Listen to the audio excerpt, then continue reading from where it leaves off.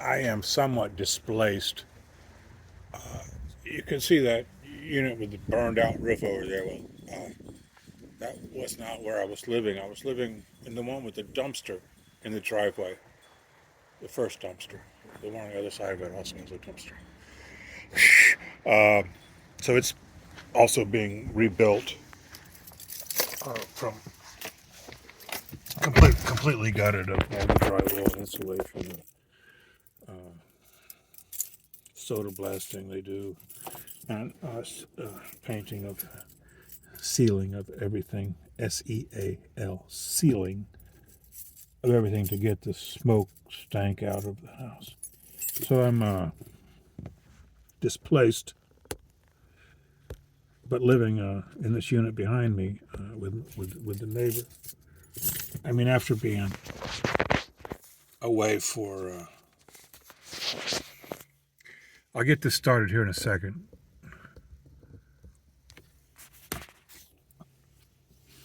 After being away for 4 months, because me and mother was kind of taking care of my mother. She was taking care of me. I'm not sure which. She was 92 and a half. And so this fire happened in July, and I went down to Sarasota because her two daughters, my two sisters, and there where I grew up. And anyway, one sister took Ma in, and the other sister was in her summer house up north, and I stayed at her house, a nice house on the bayfront. So then finally my 3 months had passed or more, and my sister that was taking care of Ma, she moved. She went on a week vacation to Austin, Texas, see her step grandchildren with her husband. And mother came over to the Bayfront house, and then, sure as heck, she fell one day. No rhyme or reason. I was trying to sleep. That's not why I started this video. But anyway, she broke her right shoulder on a Thursday, and on a Sunday she had a stroke, collapsed in my arms, and then now so she couldn't use her right arm. Now she can't use her left arm, and but she was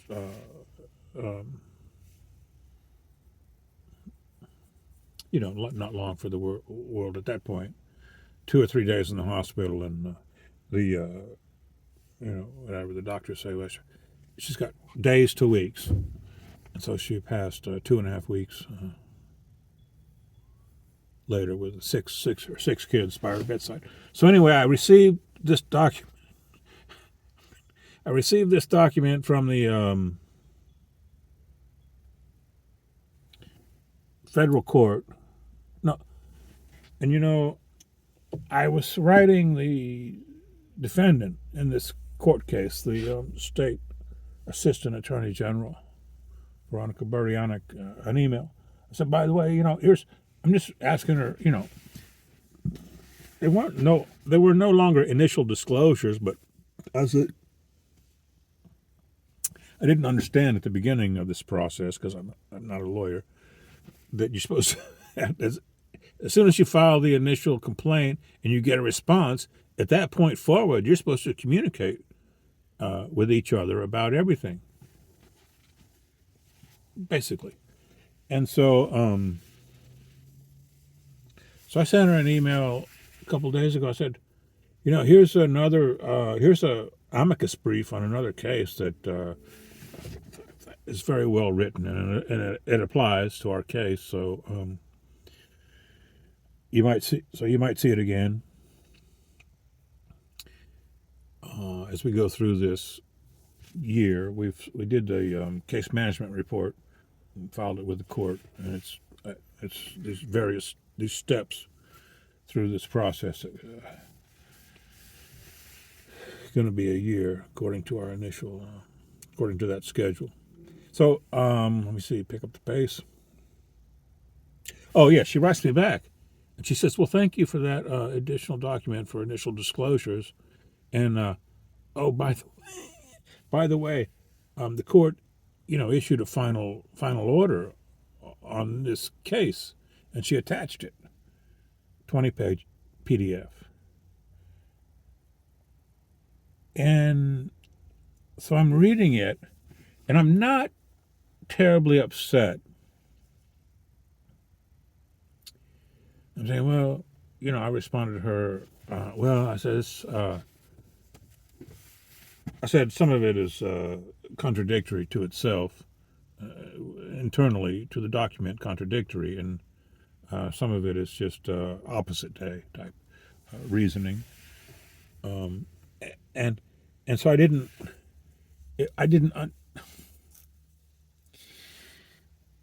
and so I guess at some, I mean, from the beginning, I'm like, okay, at this stage of the game, it's kind of expected. You file an appeal. They're not going to let you fix them,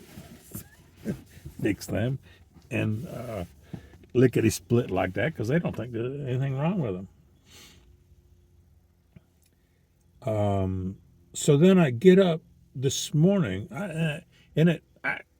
admittedly, the bitterness came on yesterday, and I went to the pub.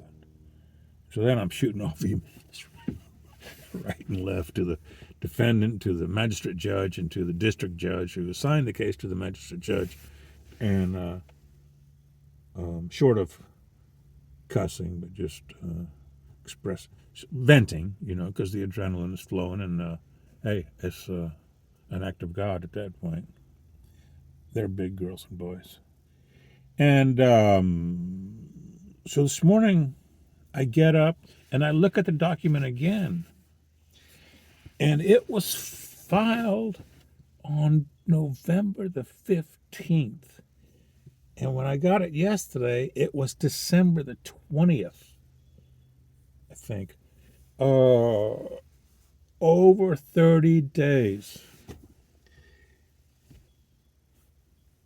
And so I can't file an appeal. And now I'm really fucking cooking.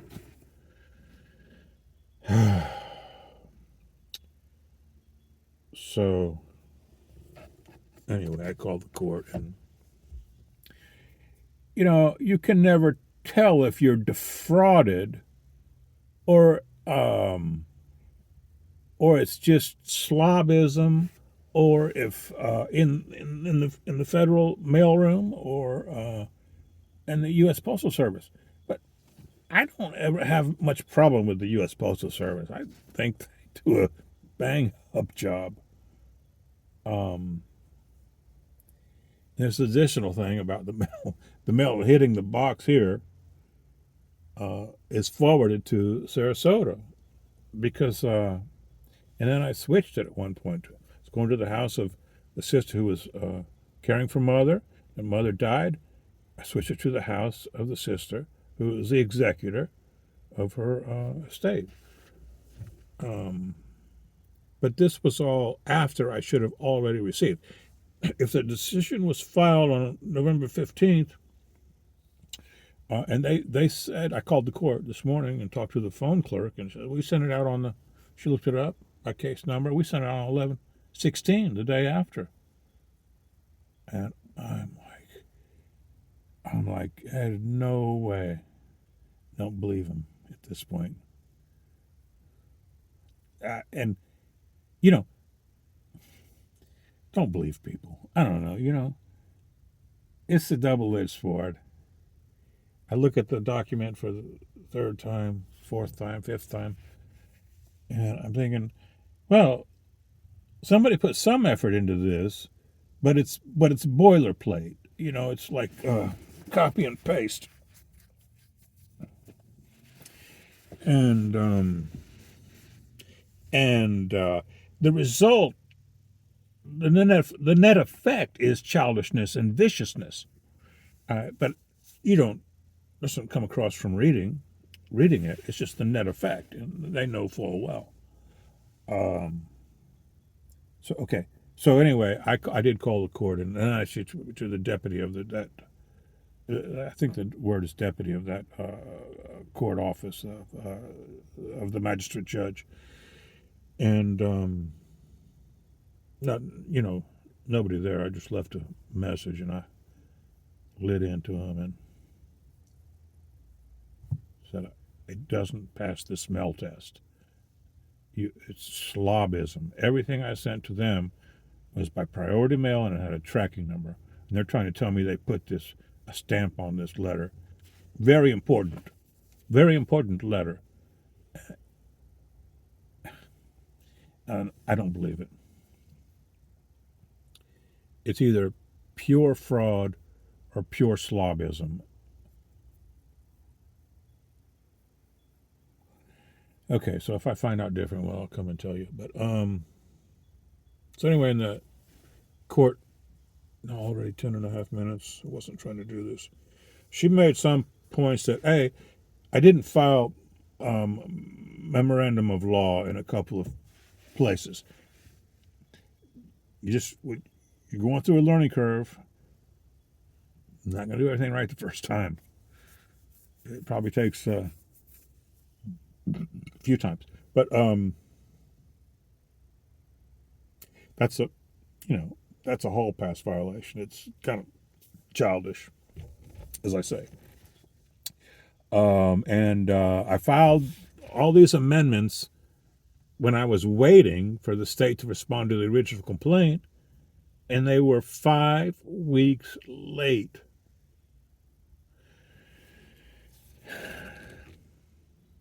And I didn't make a big fuss over that. I did. It's a matter of course. You file for a default judgment when somebody says it's just a matter of course. I didn't really expect it. I just wanted to prompt them again to get with the program. So, I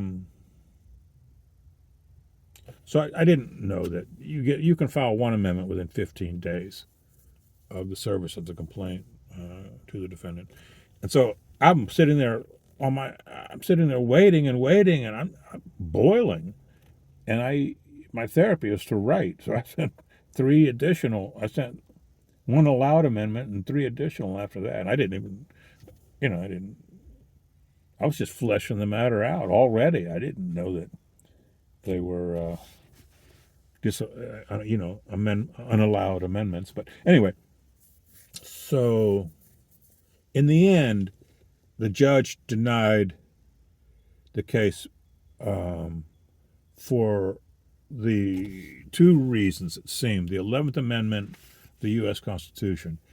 This is bullshit. It says that clearly, the amendment, the way it's written in the Constitution, somebody cannot sue a different state than the one they live in. And of course, since it was written, it's gotten used. It's just drifted and used against people trying to sue their own state. And I forget, it's something that you're not going to understand on the first run through, but actually didn't seem like there were any exceptions. Well, you petition the state to allow you to sue them. Sure, sue us. What are you going to get that? That's bullshit. Or because it's immunity. It's all about immunity. They have sovereign immunity. What the fuck? It's not. It's not a monarchy. You're drifting into Nazism, but you have sovereign immunity. That doesn't make any sense at all. And the other point on which she denied the case, and if I had gotten notification of this within the 30 days, I most certainly would have filed an appeal. Now I'm looking at filing another new case. The other point was she said, I think it was the other main point, I can't sue on behalf of other people. I wasn't suing on behalf of other people. Other people, and I said that somewhere, and she said that I didn't. I wasn't clear about that. And I'm sure that I said that somewhere. But there was efforts before this case and during this case. So it would probably have been in the my objection to the defendant's motion to dismiss, but I'll have to look. And come on, Eric. Yeah, so I knew I couldn't sue on behalf of other people, and I said, no, they can sue on their own behalf. I'm not trying to get them a settlement from the state. Not a snowball's chance in hell. I want them to be free to swing their own bat. And now, the net effect would be that the people who are not yet cut would be relieved. They don't know it. They would be relieved. And still be able to get cut later in life of their own volition, as we say. So, no, I wasn't suing on anybody else's behalf. I knew I could not sue on anybody else's behalf because I'm not a lawyer, and so I can only represent myself in court and not somebody else. No, so I was suing to compel the state to their sworn duty. Jesus, I just felt angry again. That's all. Now, of course, it would be relief to me. It would be a relief to me. There was something about relief, knowing that if they did their duty, children yet born wouldn't be cut, wouldn't suffer a cultural torture session when they came into this world. So there were those 2 points, and it seems like the most difficult one to overcome is this 11th Amendment thing. But it also seems squirrely, like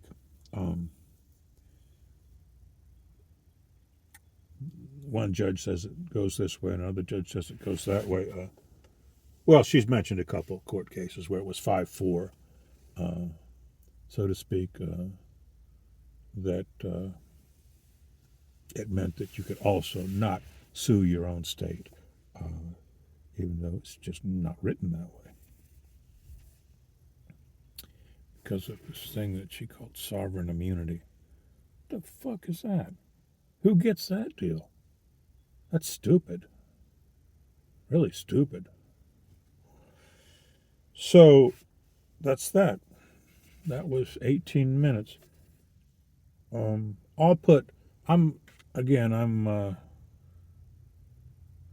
have all my printer and everything I had with me at one time, but I think this weekend I'll be able to put the document up on my website blog, broadfork.com, and I'll put this up on YouTube. Let me pause it and think if there's anything else. No, I just need 11th Amendment advice. It wasn't so much the idea that it was the statute. The other problem was the statute of limitations. And they said, since I could not sue for myself because of the statute of limitations, that I must have been there on behalf of my fellow man. And I kept saying, nope, I'm here because you are in default of your sworn duty. That's all.